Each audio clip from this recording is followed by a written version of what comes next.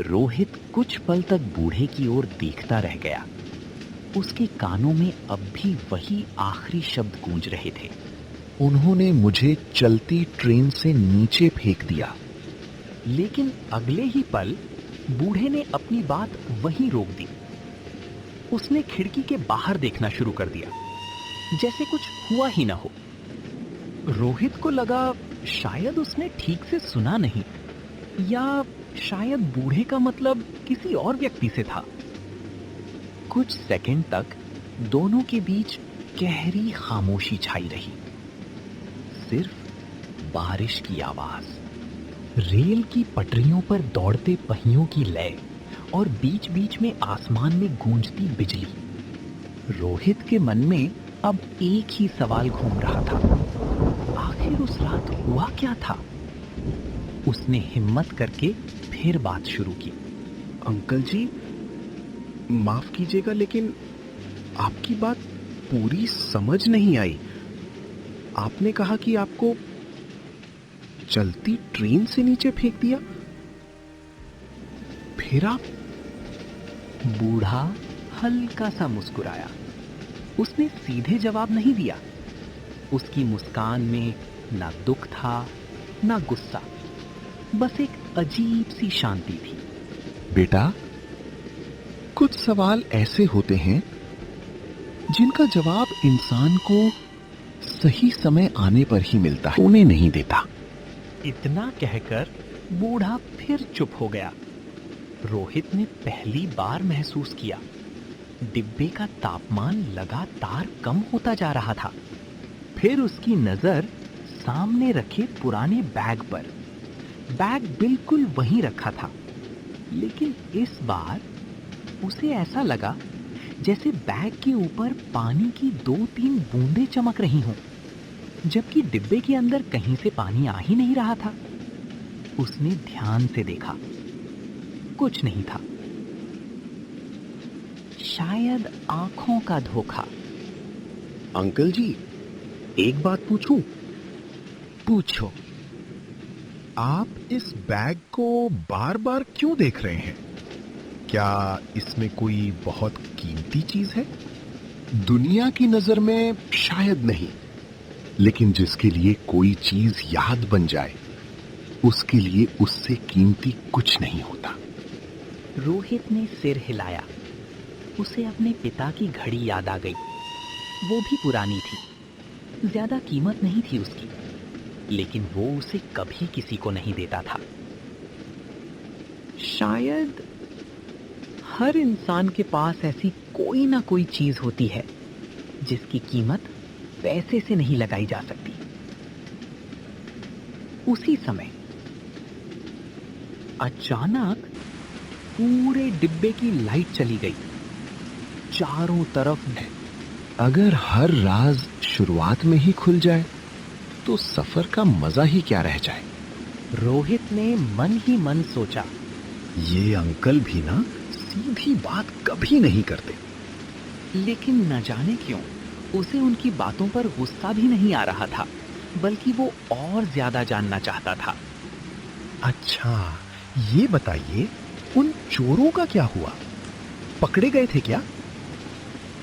लोग कहते हैं बुरे काम का अंजाम बुरा ही होता है, लेकिन हर बार इंसाफ अदालत नहीं करती। कई बार वक्त करता है। उन तीनों का भी वही हुआ जो शायद होना चाहिए था।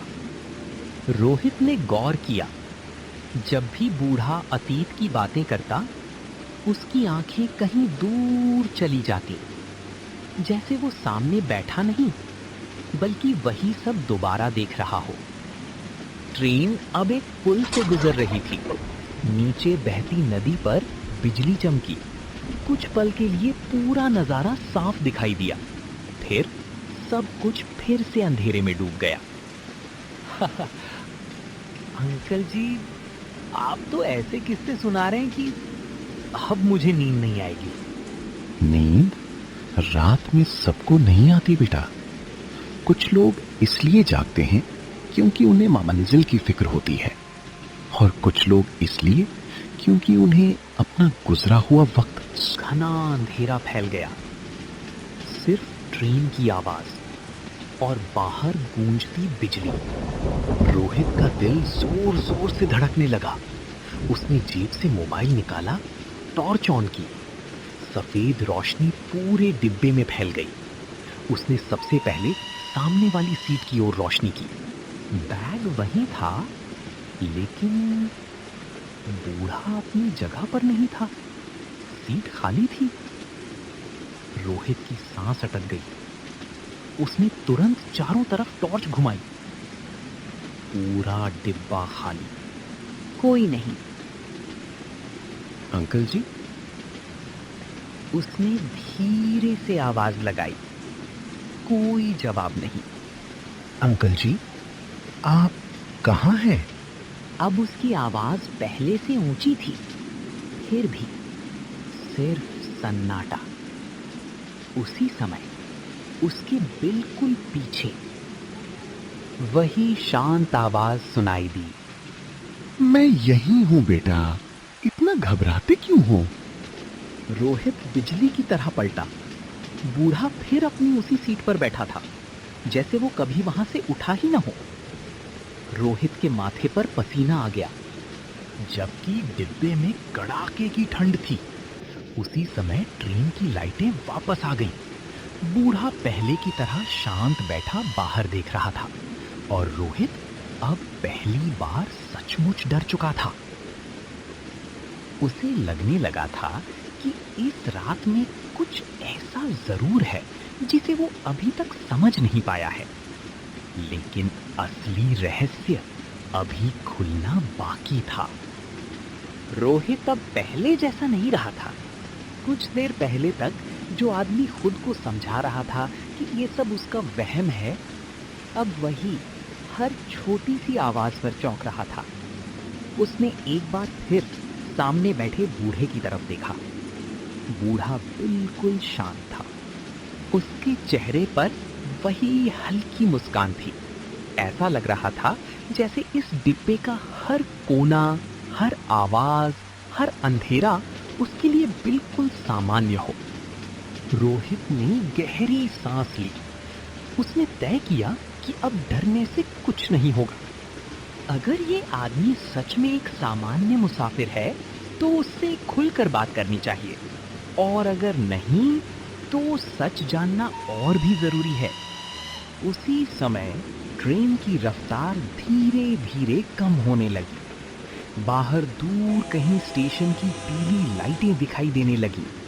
बारिश अभी भी लगातार हो रही थी। लाउडस्पीकर की हल्की सी आवाज सुनाई।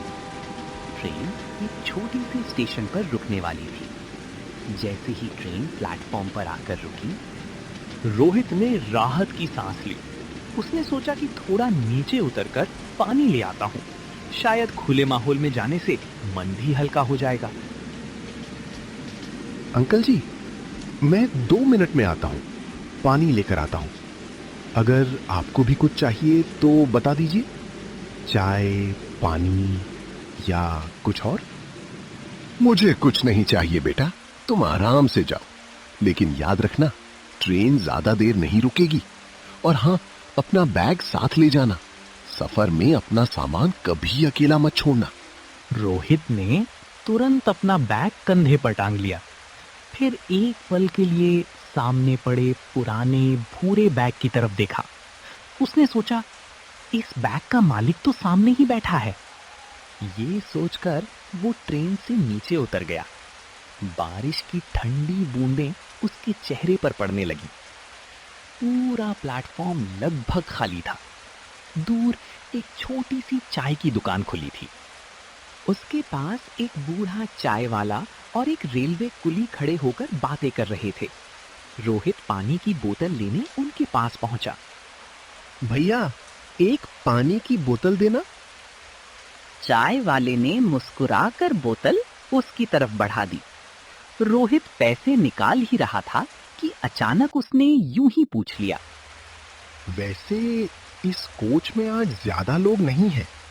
बस मैं हूं और एक बुजुर्ग अंकल बैठे हैं। बेचारे अकेले सफर कर रहे हैं। इतना सुनते ही चाय वाले का हाथ वहीं रुक गया। उसके चेहरे की मुस्कान धीरे धीरे गायब हो गई।